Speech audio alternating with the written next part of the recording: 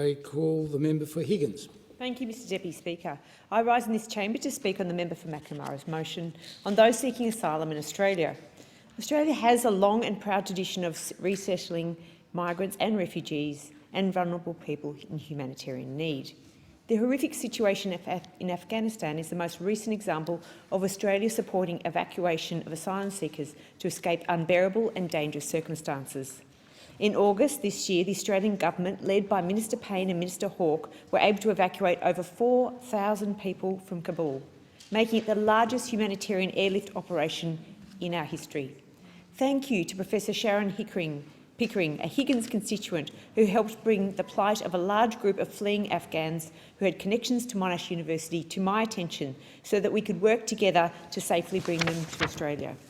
Mr Deputy Speaker, following this crisis, the Morrison government announced new funding of $27 million for a tailored Afghan settlement support package to help recent evacuees from Afghanistan settle successfully into their new lives in Australia.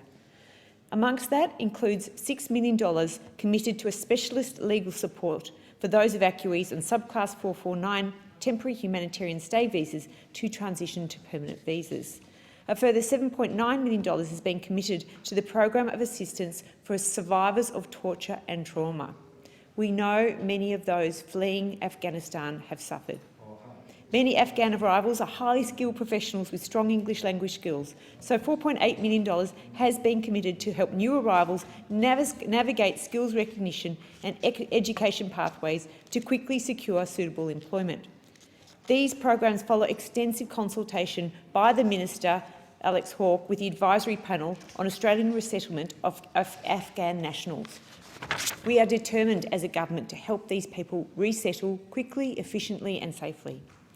Mr Deputy Speaker, according to the United Nations High Commissioner for Refugees' most recent estimate, the number of people forcibly displaced globally is now more than 80 million, with more than 26 million refugees. This does not include people fleeing the most recent crisis in Afghanistan. Australia needs to continue to make its contribution to dealing with this problem and encourage our government to continue to increase the envelope that we can provide, particularly as we come out of COVID. However, Mr Deputy Speaker, we never want to return to the situation that was allowed to happen under the Labor government in 2013, when at least 50,000 people arrived in Australia by boats that were often not seaworthy, with tragically more than 1,200 dying at sea. Since 2013, our government has worked methodically and successfully to end maritime people smuggling. Mr Deputy Speaker, the government is committed to the welfare of those seeking refuge here. Healthcare services are provided through on-site primary and mental health clinics with referral to allied and specialist health providers as required as their claims are being processed. Acute medical care is provided by hospitals if needed. I understand that the government is presently in discussions with New Zealand in respect to a generous resettlement offer.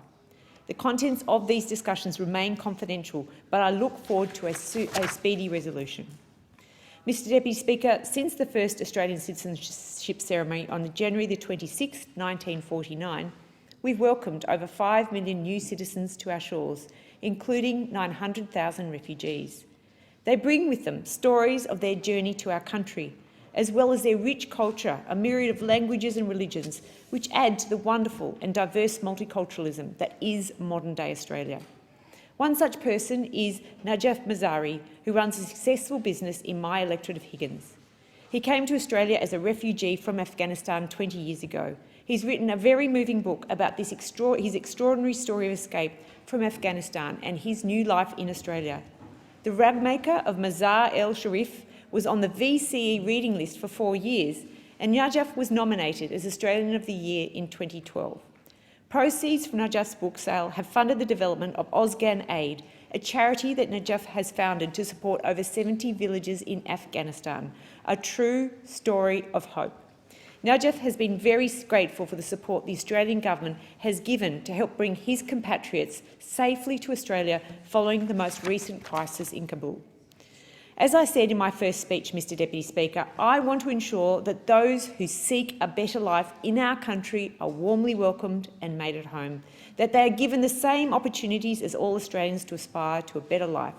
I'm proud of Australia's response to the recent crisis in Afghanistan and look forward to the successful resettlement of those fleeing persecution and contribute to Australian like Najaf. Thank you, Mr Deputy Thank Speaker. the member for Higgins, and the question is that the